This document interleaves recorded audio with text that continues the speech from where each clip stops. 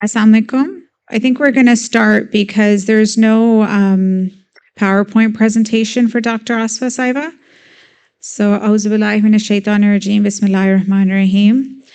My name is Sahar Chatha, and I'm a co-moderator for this session, for the guest spotlight session. We'll be together for the next hour or so. And my other moderator is on the other side, Dr. Omer Mallhi Saab. I'll go ahead and start to introduce the first speaker, and then as people make their way.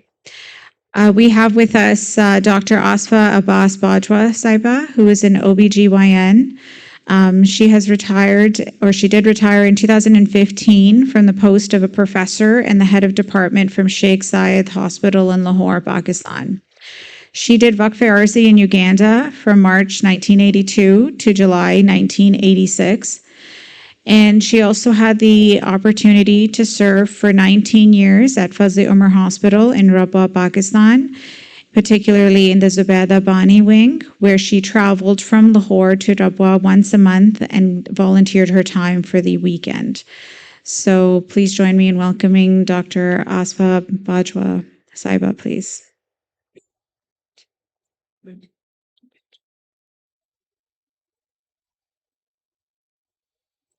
Thank you, Sahar, for the introduction. And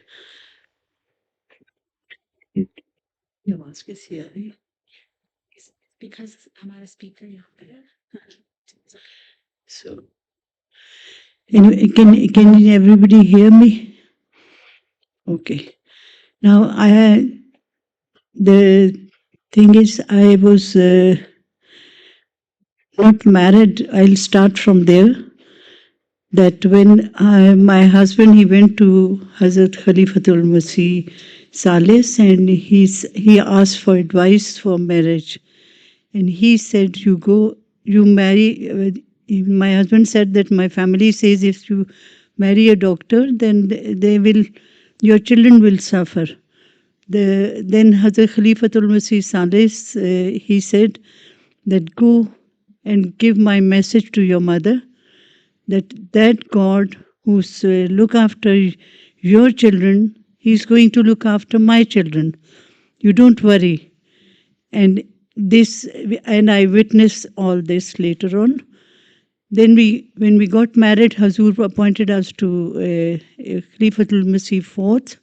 He appointed us to Uganda, and we went there just after the marriage, a month after the marriage. And so that was my, you can say, a wedding gift, or we went to Uganda. And I didn't know that he has done this, he has asked for this Waqfe Arzi, but later on when I found out, and then I reassured him that it's no problem, we will do it. But when we went there, we landed on the Entebbe airport. It was very scary that we thought that the plane is going to dive into this. It was just next to the Lake Victoria. Now, what we didn't know what to anticipate and what to expect. But when we entered when we leave the Kampala airport, the Jamaat was there, but they were all chaos. And we found out that we have just ended. We are in the post-war time, and this is how it is. So when we were on the road, there were checkposts. They stopped our car again and again, and this was the entry of our entry into the Uganda. Then from here we went to our destination, and that was very far away from the main city, and we went to the border town of Chotera, of this Uganda. And it is just near to Bukoba, and I think now everybody knows what Bukoba town is. The AIDS started from there, and from there they were So at that time when we went there, people didn't know anything about the AIDS. What they were talking was that these are the people who do magic, and people become very slim and they become sick, and these are traders, so they do the black magic on each other, and then they die after some time. And it was called slim there. We didn't know, so we started our clinic. It was a 4-room building with a small rooms behind and in the backyard. And then people, they are used to living in one room and the families live there. But there we used that as a indoor patients for we used that room for the indoor patients. What we decided to make this clinic and the second room for surgical procedures. As we both were, my husband was a surgeon at that time. He was quite competent in surgery. And he worked with Professor Wali Khan of Hyderabad. Then we started the clinic, and slowly people started coming, and then there was a lot of people coming there. And you know how it is that then the jealousy, then the Sunni people, they started saying bad things and all that. But we kept on. We kept good relations with our neighbors, but they were very critical. So all the time they were talking against us. One day there was an emergency, and that patient was in a condition of, you can say, opisthotonus. That was some strychnine poisoning he had, and then many people surrounded our clinic, and they said, let's see what Ahmadi are doing. So when we took him inside, because we had no choice. We didn't have much medicine, and we were not nowadays you'd say we didn't have any these ICU facilities or that. But what we did, whatever we learned from our was we gave them the IV hydration, some Valium, we catheterized him, and that's what we had. But we also knew that it's a grave problem, it's a grave thing. But people were standing outside and talking, and let's see what this Ahmadiyya will do. And fortunately, we prayed to Allah that God, please help us. And suddenly, that man, after 15 minutes, that man got up. He put his shoes and he went outside. We just we could not imagine that this could be so miraculously. He was so okay. So then the sentiments of people changed, and then a lot of people were coming and going. And at that time, we didn't have the gloves were not there, the medicine was not there, but we were doing things there. We were doing some surgeries also, but what we were doing was we were washing our hands with the soap, and we were doing the surgeries, and sterilization was so that we were boiling the instruments, and then we would do the washing the clothes with the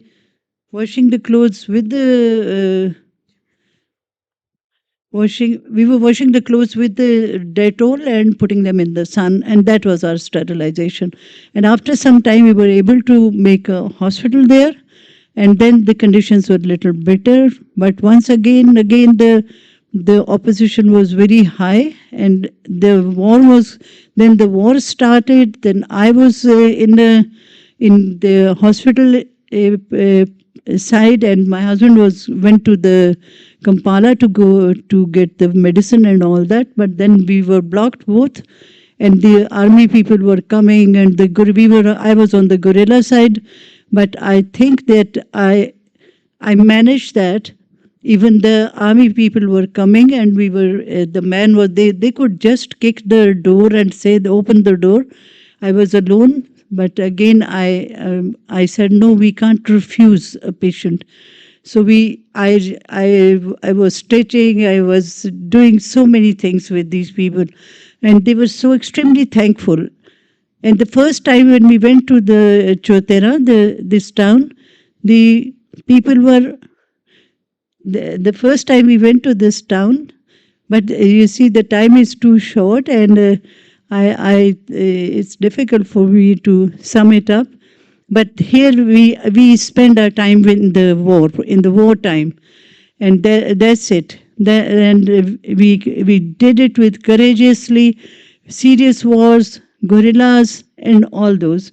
And then we came back with this passion that I have to do my post graduation.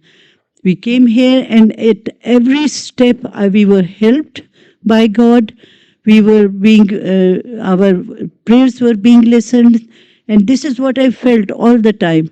And when we came back, we got the job in a hospital which was only for the very high Safarshi people, and it was Sheikh Zayed Hospital, only very technical and senior Safarishi, president and prime minister. We got the job there. We did a post graduation there, and I was worried that I will miss that. I will not do it.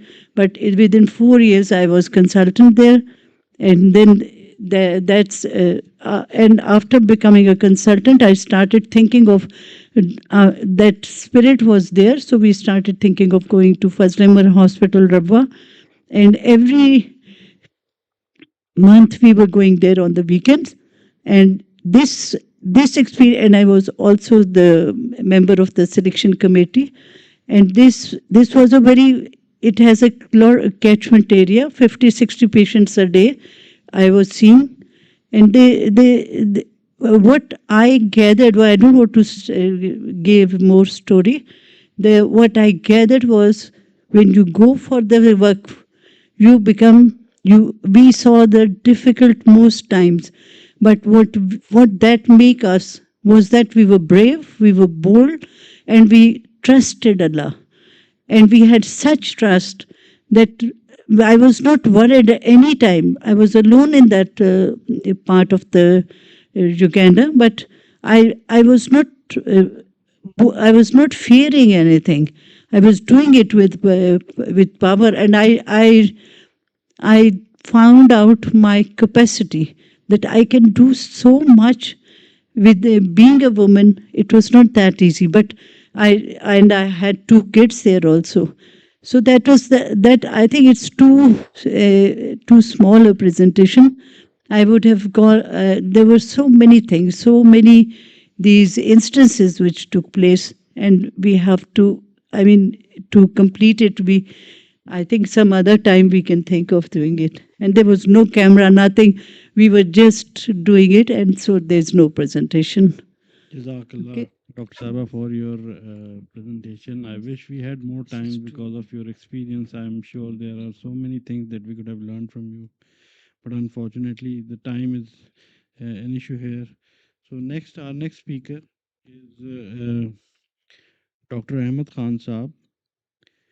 He is a board-certified cardiothoracic surgeon based in Elmira, New York, with nearly 2 decades of specialized surgical experience. He earned his medical degree from the Western University of Health Sciences in 2006 and completed his rigorous surgical and advanced cardiac training at the Albert Einstein College of Medicine in the Bronx, New York. Dr. Khan specializes in an array of advanced cardiothoracic interventions, blending traditional open surgeries with modern modalities. A major cornerstones of his practice is specialized cardiac procedures alongside minimally invasive robotic thoracic surgery. His clinical focus ranges from complex valve and coronary intervention to advanced lung, mediastinal, and chest wall reconstructions. Dr. Khan is affiliated with Arnott Health, Centralis Health in Elmira, New York, primarily practicing out of Arnott Ogden Medical Center, widely recognized by the patients for his compassionate approach and precise surgical execution. He maintains a 5-star patient satisfaction rating. Please, Dr. Shah.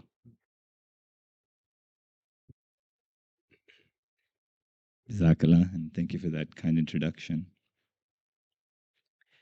Bismillah ar-Rahman ar-Rahim. Very grateful to be here and to be able to share my experience.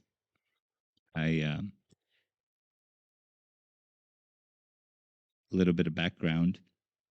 I was actually born in Rabwa, but was very young. Actually, the month I was born, I was only there because we lived in Iran, and it was across the street from Masjid Mubarak. And there's a funny story in my family. Not funny, actually, a very powerful story in my family.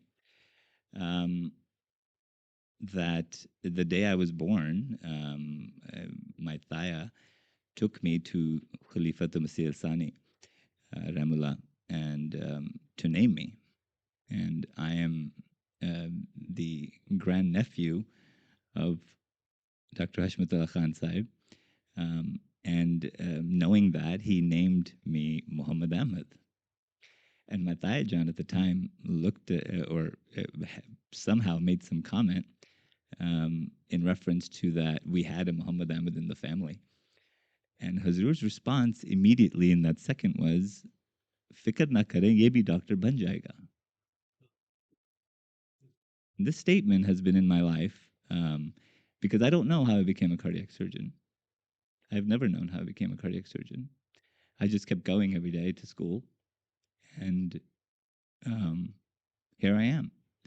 And so I brought that story up for a reason, because the day I landed in Rabwa was the first day I'd ever been to Rabwa in my adult life. I'd never been there. And so it was very nostalgic and very breathtaking.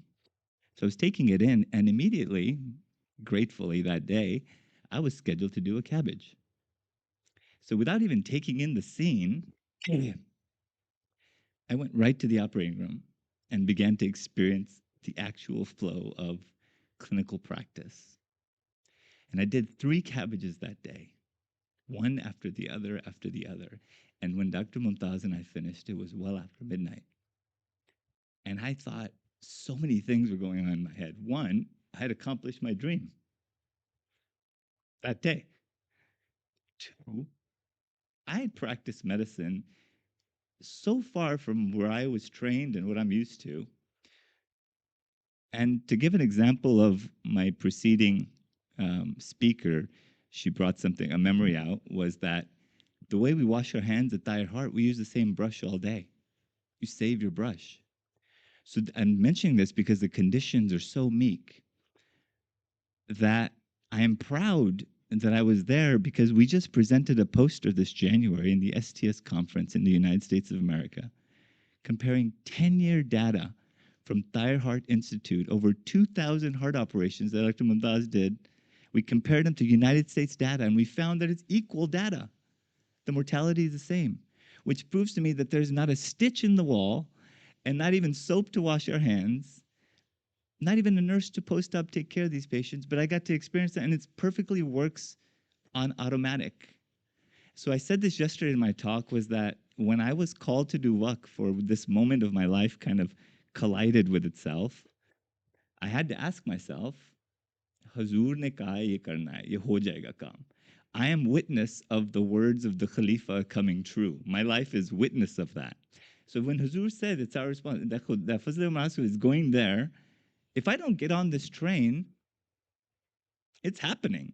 So that's why I got on this train. And I have to tell you, the 10 days I spent there have changed my life to the where I actually want to move there. I would love to practice there forever.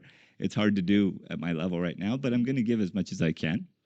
And we have to help this hospital in multiple ways, and it's ready, and it's primed. The people that work there, there was a comment made while we were there at the meeting that a local reporter was doing a report on Fazl-e-Omar, and he made a comment, कि फरिश्ते काम करते हैं, right? वहाँ पर फरिश्ते काम करते हैं. They don't know how, and that is true. I witnessed it, and this story moved me. I was rounding in the ICU on the 3rd day, and these ICUs are awe-inspiring. I really hope everybody gets to experience this, because the outcomes are equivocal. I'll keep reminding everybody that what we do there in in closets with no help and no supplies is equivocal to what we do here in America with everything. And so, I was rounding in the ICU, and there was a very ill patient. He was a 50-year-old with end-stage liver cancer, and he had tubes coming out of every orifice in his body, and he was wet, and he was laying in this bed. And I went up to him and I said, "Aapka kya haal hai aaj?" And he looked at me. He said, "Bas, Doctor Sahab, Allah ka fazal hai." Never witnessed that in 20 years of an American patient. Not once. And he was fine. He stood up with tubes hanging out everywhere. "Main theek hoon, Allah kar lega hamara." Those are the people that we get to treat. So we have to go help Fazl-e-Omar Hospital, and we have to do it through Waqf, and we will. So please look forward to what's coming your way. Sign up when you get the opportunity. Pay attention and attend those webinars and things that we're going to create. And we're going to stir up some just good emotions and witness it once and for all. Just go and witness it, and we'll streamline the idea of going back there over and over again, because we understand the problem, right? There's a bigger problem. There was a handful of physicians who've been running the place with their life's work, and for 30 years, we need to replace them. We can't forget that. That is why we're there. And we need to build this hospital to the standards that we work with. And that's easy, because we just go work and the standards will be raised. And that's the point. Jazakallah for giving me this opportunity. I hope I didn't take too much time. And at the end, I'd like to really congratulate the organizers of this event. Today's session with the Holy Quran and the speakers that they picked really brought it together to a point where today an atheist would become an Ahmadi here, you know. So Jazakallah for that, and thank you. Jazakumullah Ahsanal Jaza, Dr. Saab, for that very inspiring personal experience and sharing us with. So our next speaker is Dr. Manzoor Qazi Sahib. I don't know where he is. You know where he is? So Dr. Manzoor Qazi is a board-certified internal medicine physician based in Elgin, Illinois. Recognized for his highly specialized focus on advanced wound care and limb preservation. He earned his medical degree. So maybe Dr. Manzoor Qazi is occupied and it'll take some time for him. I'll go to the next speaker. So next speaker is Mohtaram Munum Naeem Sahab. So the topic is Serving Humanity Through Humanity First, Profound Guidance of Hadrat Khalifatul Masih Ayyadullah Ta'ala bin Nasr al-Aziz. Just a brief introduction to Munum Naeem Sahab. He's the chairman and the executive director of Humanity First USA, and he has been serving Humanity First since its inception in 2004. He is by profession an aeronautical engineer and has served in senior executive roles in Continental Airlines, United Airlines, Saudi Aerospace Engineering, and U.S. Navy at U.S. Naval Air Command. He has served USA Ahmadiyya Muslim community as president of various chapters: Sadr Majlis Khudam al-Ahmadiyya USA, Naib Sadr Majlis Ansarullah USA, Naib Amir Jamaat USA. He currently is serving as the chairman of AMC Disaster Preparedness and Post-Disaster Survival Planning and Steering Committee. Madam Sahib, it's an absolute honor. Assalamu alaikum, Jazakallah, Dr. Saab, Bismillah ar-Rahman ar-Rahim. It's actually my honor to spend some time and talk on behalf of Humanity First. I thank Almighty Allah for this opportunity that I have, and I want to also say thanks to MSLM for the platform that they've provided. And as you stated, that my brief topic that I was going to talk about is the profound vision and guidance that Hazrat Khalifatul Masih provided us at the international conference. So I've narrowed down. I'm not impromptu speaker. I write my notes, and that's what I talk from. So first of all, I do want to say thank you to all those who are listening and all those hopefully who will listen to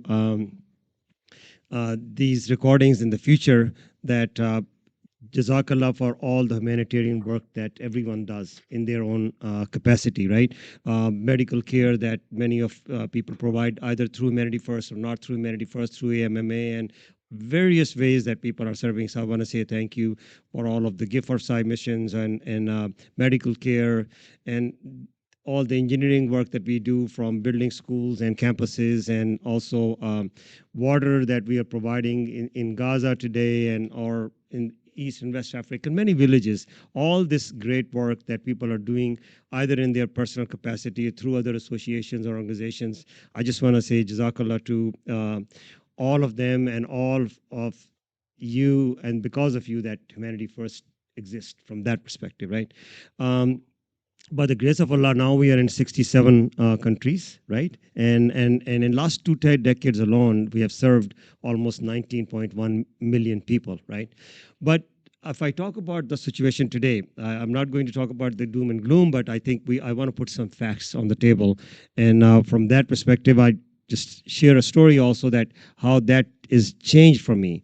Our country is going through some difficult time. We know that, have gone through time, and layoffs, massive layoff, and we are feeling the cost of living constraints and pressures, and the financial instability in our country for the last 2 years. We have faced it. Some did not, but we see our donations dropping down from previous year into 2025 by 28%. That was a significant drop. And that was just because all of this thing, what we went through, was not only impacting general Americans, but even our own community members. And we saw that pinch there. So from on the other end, the need for help was increasing. The same sort of the economic depression, you want to call it, or this thing was impacting people, the donors. It was increasing the need. The lines at our food pantry were increasing. The demands from our countries that we serve, whether is in Gaza, to floods, to earthquake, everywhere the increase is rapid. So here is a big dilemma, and it's a really mounting pressure on Humanity First. So this tension, you can call it, we had a board meeting and I was very concerned. And so what to do, because we did not have enough funds to carry out the things that we carry out. We were trying to figure out that, what, schools that we do not fund. We were talking about that what food pantries that we will not be able to afford because donations are such. And in this whole dilemma, we had to make a decision before the year end what to do. So the conference came. So I traveled, and I had a list of things that I was going to have a mulaqat with Hazur after the conference. And when Hazur addressed us all, that address changed, had a profound effect on me. And when I went for mulaqat, I didn't even take out the list. I put the list on the side, and only thing I asked for Hazur, that Hazur, you have given us such a profound guidance and vision and your expectation from us. I'm requesting you for dua. And I said, Hazur, I pledge that whatever I was doing, I will even go and work harder to fulfill that vision there. So I came back, and when I came back, I said immediately, I started to visit the Jamaats. I went to Houston, I went to Dallas, I went to Detroit, I went to North Virginia Jamaat. Within 1 month, by the grace of Allah, we were able to raise $400,000. That, and that I think that is the, Hazrat Muslim out this couplet, Zara nam ho to ye matti bahut zarkhiz hai saki. So, this Jamaat, mashallah, is just stepped up and so addressed that. That gave me some, the encouragement that, this is all in us. We are going through all of this thing here, but we are the one who have to work harder there. So anyways, then I just wanted to just share a couple of things because the guidance that Hazur gave us. So first that I like to read is that Hazur said, your aim should be that humanitarian service of Humanity First do not just increase gradually, but increases exponentially. So and then Huzur says that then in the 30 years, only the exponential growth will, hold the real value of your 30-year anniversary. So Huzur said that whatever you are thinking, just come out of the box. You need to serve, and you will not just do this trickling effect, but your growth to serve people will have to be exponential. And so from that perspective, to me, that guidance of Huzur ties back to the guidance that, or the vision, or the dream that Hazrat Khalifatul Masih Rabi had, that one day humanity first will be bigger than Red Cross. So Huzur gave us the challenge: your next 30 years have to have exponential growth. And Ahmed Saab met with Huzur just recently with our plan. Huzur said you have to touch 1 billion lives, in this time frame here. And so from that perspective, I think it is not possible for us to do alone. I feel that all of the organs, and Huzur emphasized that, because of the time, I'm going to not read all of those quotes here. Huzur said you're part of the Jamaat, and you have to work in alignment and in support with Jamaat and Jamaat's departments and Jamaat organs, and we have to work together. For outside, we can be outside facing a charitable organization. Internally, everybody has to support. So my ask again to AMMA, to IEEE, to Khudam, to AMMA, all of these departments are that we need to be totally aligned when we are serving people outside. Yes, each of the area has their own mission. Huzur has granted, asked you to serve Fazl-e-Omar. Fazl-e-Omar is wonderful opportunity, and inshallah, as with Huzur's guidance and Allah Ta'ala's blessing, you will fulfill it. But that doesn't mean that, these help that humanity first needs, that is not provided, so not at the cost of that. So we have to stretch ourselves out. And same thing I'm asking IEEE, that skill sets that they have, there are projects that Huzur will give you, and there are projects that all have to come together at the end. And that is my ask today to everyone, that to fulfill that vision of Huzur, that Huzur said once your budget was in thousands, then it became in million. And Huzur said he sees it coming into billions. So, but that is not going to happen by itself. And it will only happen that even in these rough times, as we saw, that Jamaat is there to help. But we need help from everyone to outreach, to become an outreach ambassador for Humanity First. We asked AMMA, doctors, that you have your connections, the outside support from if we can get to Humanity First, whether that is equipment, whether that is their own donations. Jamaat will not take any donations from everyone, but Humanity First can.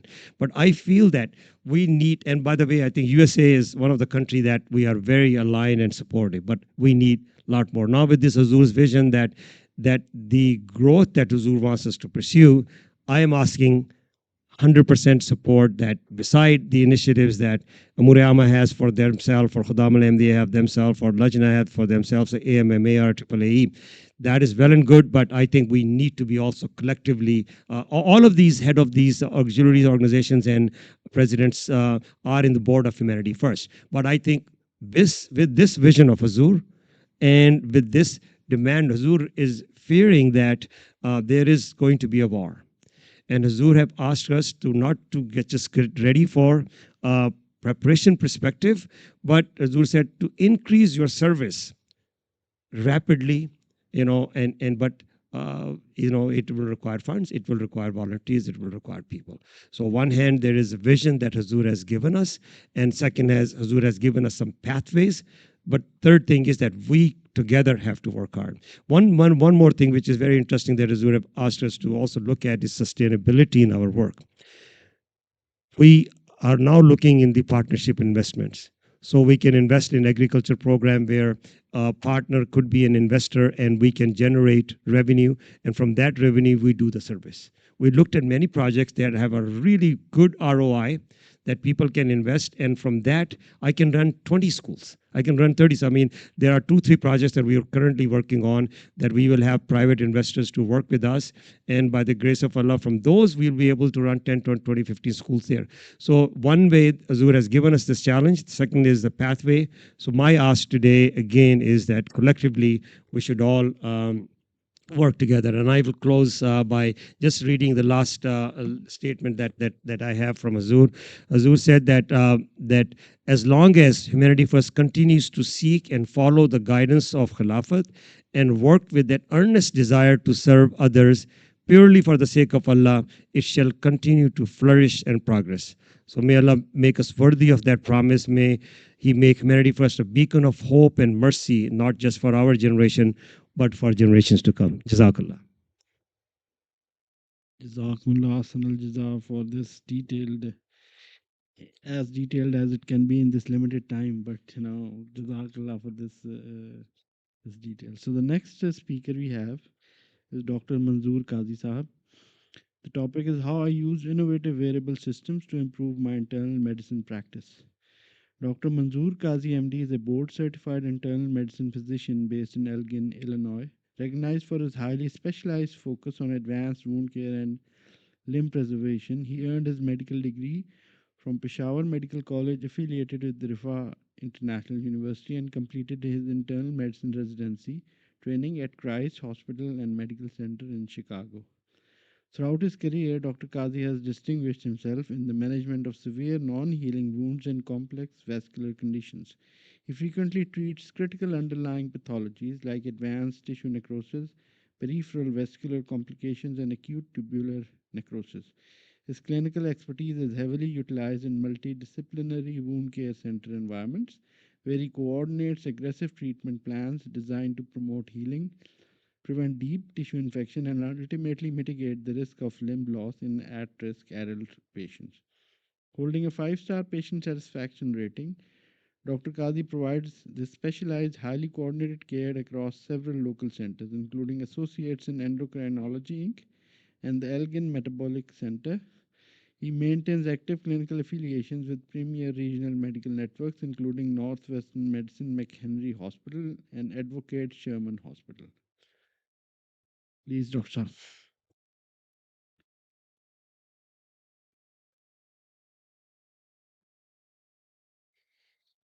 Assalamu alaikum, Jazakallah for invitation. He gave a nice brief introduction, and I'm going to actually link it with the presentation about humanity first and why, when I discussed with Dr. Fizan, the project that I'm running in my office for almost 1 year can be very easily linked with the vision that the Jamaat has for different medical aims and goals in different places, including Pakistan, Humanity First, and everything. So I was the medical director of the wound center in St. Joseph Hospital for 15 years. And then COVID came in, and we saw that almost every department went into a shutdown except for emergency. And the only department that did not shut down was the wound center, because patients who had wounds on the legs, they could not be spaced out. We were seeing them every week. They had to come every week. So when the GI lab was shut down, all these elective cardiology was shut down, but this continued. The second thing that I realized at that time was that I was seeing patients, inpatient, those who were admitted for COVID infection. And some of my patients and family members, when I realized that they were getting sick, we knew very clearly from the hospital, like my young son started coughing, that if they end up in hospital, parents or relatives or loved ones cannot be there because they had a very restrictive policy. So I started looking a lot into what is out there where I can check simple things at home and not rely upon hospitals, whether it was like a what they call point of care blood work, point of care EKGs, lung function assessment, a small thing there. And actually, there is a lot of amazing wearables, gadgets that actually can give you medical grade information. I started incorporating that in my clinic. My patient like it, and it's sort of like seeing them for like, how are you feeling, their symptoms, I have joint pains, this, that. I had far more accurate um, benchmarks to kind of look how their EKG was, how their pulmonary function was, how was their muscle strength, and all that stuff to see how is their health progressing. And there were few programs that actually were kind of assessing to see what is the likelihood of a patient having a cardiovascular event within 1 year, or an event of having a heart attack or a stroke or a limb loss within 1 year. So patients got very interested. Now, that's kind of like my personal private practice, but this is actually super important for just the Humanity First program or program, because the way things are going right now, within 1 year, that is going to be the biggest problem is lack of proper health care, and that's the biggest need for people, because what the statistics came from Canada, that 336,000 people waited to get care in Canada, and they died. They did not get an access to it. So I knew somebody who had an aneurysm, aortic aneurysm, waited 9 months to get an echocardiogram. And the same is almost, I know I have a lot of family members in UK, that too is going that way. And now the way things are here in America, a lot of money has been spent on war, and they have to cut down corners somewhere. So they will start, they're cutting corners from the Medicare and all these programs, the reimbursement and all that stuff. So there is a new healthcare program that is kind of becoming more popular among patients, which is called concierge medicine, which means that part of it is kind of like health insurance, and part is you kind of do membership and provide care. It would be very interesting if our Jamaat puts a program, and I can really help all those things that you can do. Kind of like, you come to this room, and you can check 50% of the stuff that you don't have to go to the hospital, and tell them I can do all these quality medical validated stuff too. Can you imagine, like, if you join 100,000 people, which they do, these big networks, they have 100,000, they do these small memberships and all this stuff. Would be an amazing program to implement, because that's the future. If things are going to get catastrophic, that would be the first thing that actually would go down, and along with like being worried about your own family members, like the hospital will be all filled up, and will have probably more or less the same situation the way things were in COVID. People are like waiting for 7, 8 hours in the emergency room just to get some basic screening of things, because they don't have any other way of checking that thing. So that's my personal 1 year experience, that there is devices, medical devices, this, that can provide a quality program. And what we heard from about Huzur's guidance, obviously that takes priority than anything, including my prior practice or what the thing is. I think would be a good program if we all can put together a service at one platform and participate in that. Jazakallah.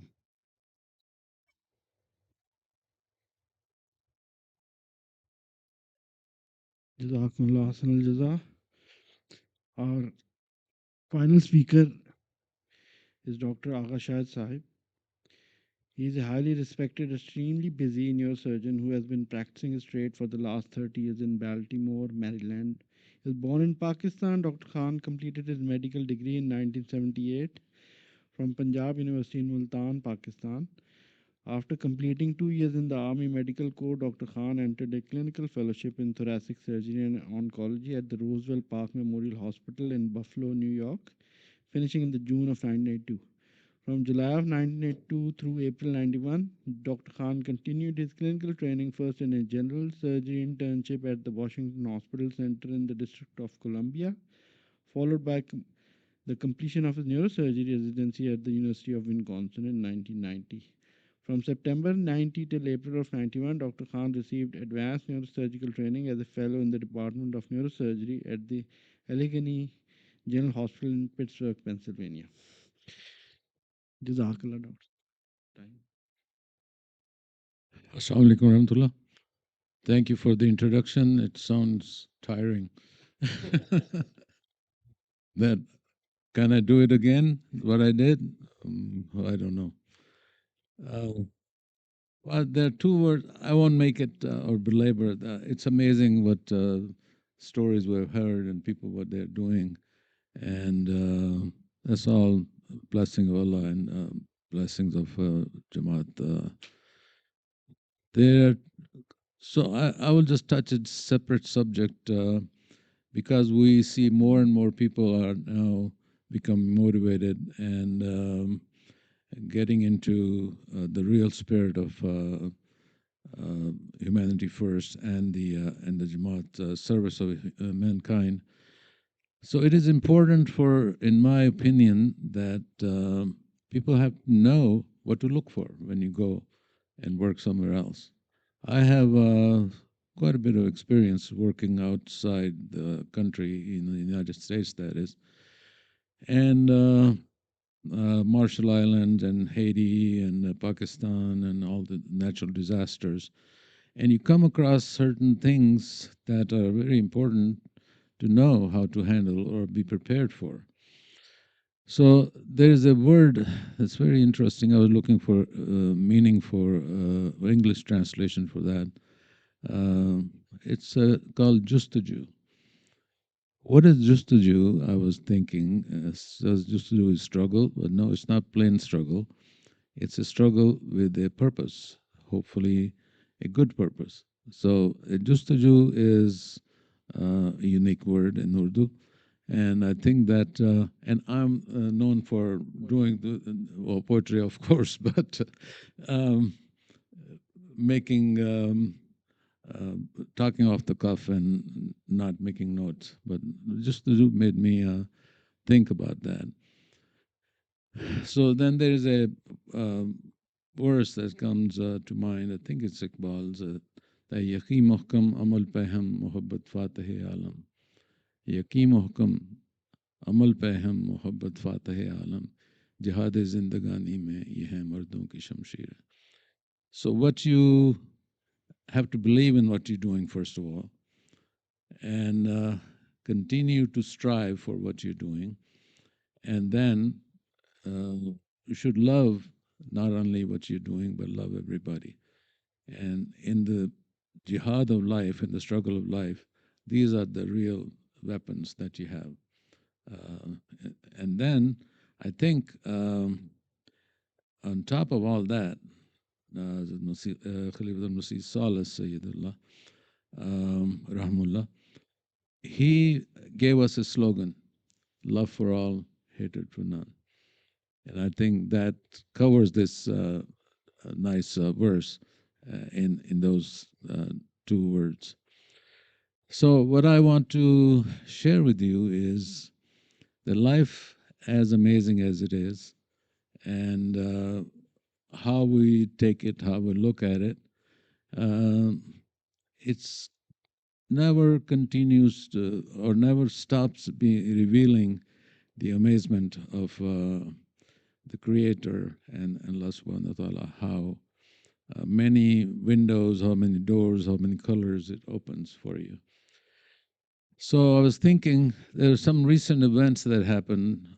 I go to Ghana. I've been going there for 29 years. And then Dr. Abdullah, he joined me afterwards. And we have a quite extensive experience. And then Humanity First done that. So all those events and 29 years of serving in Ghana, along with the other countries that we've been to. What came to my mind one day, because of the recent events, I said, life is actually a rainbow. We have so many colors of rainbow that we see, but there are some colors that are obvious to every eye, unless you're colorblind. So 7 colors of rainbow, Ibgyor, I don't know how we used to memorize that. But there is something that is not visible to human eye without aid, without help from other sources, other mediums. So we don't see ultraviolet rays. We know now scientifically it's present. We don't see infrared rays. We know that it's present. And you can prove it with the science, but normally when you're looking at it, you don't see it. And not knowing, and if somebody else is using it, that could be very beneficial, or it could be devastating. You can destroy things with that energy. You can enhance things. So, what does that mean? When we go somewhere, we take up a subject and or a task. So or make a contract, or make a plan to do something. What is it that we have to work for? What details? So, as it is said in American lingo, the devil is in the detail. Unless you know what you're taking on and all the ins and outs and ups and downs of it, if you haven't considered those things that are outside the visible spectrum, you are going to be surprised one day. And that is, we see that all the time in different contracts. I'm sure there are people sitting in this room who did not see the contract and the hidden things in there. I've talked to some of my friends. I won't name anybody, but today, and they told me what they were subject to the difficulties because of not paying attention in the details. In my 29 years, I'll just give you, I'm told I have 1 minute left. So I have seen, let's just take the Ghana. I've seen all the beauties of people. I've seen all the difficulties and the deprivations and everything that they have faced. But this last, and I was confident, people just provide a lot of respect. People just provide a lot of help and all that. And we have been successfully able to build a very nice facility there with all the modern equipment. And so far it's outpatient, but we have everything. We have MRI, CAT scan, ultrasounds, operating room, etc. But not every, and people admire it and say they're very grateful and we're able to do good things there. But there are some people who didn't look at it that way. And we had a land, 4 acres of land that we were going to build another center of excellence. Inshallah, we will. Next door to that, by the way, that hospital that we built is called the First American Specialist Center. If anybody wants to look at it, you can. It's on the website. But and we have provided that facility to Humanity First for training purposes. And Munum Naeem Sahib was there. Dr. Abdullah has been there. But there are some people who didn't see it quite that way. They thought all they saw was the money. And they tried to take away that 4 acres of land that we had been saving. So it's was a big thing, and it just went over all the way to the president and etc. It's some other time. So it takes a long time, and eventually things are going the right way, and all we had the weapons were that we are doing the right thing, Yaqeen Muhkam, and we'll continue to work on it. And Muhabbat Fateh Alam, we did not despair. And Alhamdulillah, I think we're on the right path and continue to. Jazakallah. Jazakumullah Ahsanul Jaza. So the next session time is almost up. So in closing, I think there's not much I can say when everybody, all of you are so much experience when it comes to Waqf. So I hope you guys are, we follow your footsteps, and hopefully we take on the torch from you, and hopefully we be as good in this as you hope we are. Jazakumullah. Now, Dr. Said Saba can do some announcement, and then we. Sorry, Assalamualaikum. Jazakallah for everyone's talks. They were very informative and inspiring. Sorry. I don't know why that's happening, but there are a couple of announcements. There. I'm going to move. Okay, so there are two parallel sessions going on between 5:30 and 6:30. One's on gray matters, a new vision for elderly care in rooms 2100 and 2101, which is, I think, upstairs. In this room, there will be another session from prompts to cognitive assistance, a practical guide to AI, how professionals can effectively use, guide, and apply AI in the real world. Following that, 6:30 to 8:30, there will be a student networking dinner where students and mentors are needed, so everyone is welcome. And men will be in 1105 and women in the same dining hall that we were at. Followed by 8:30, there will be Maghrib and Isha combined prayers. Jazakallah. Assalamu alaikum.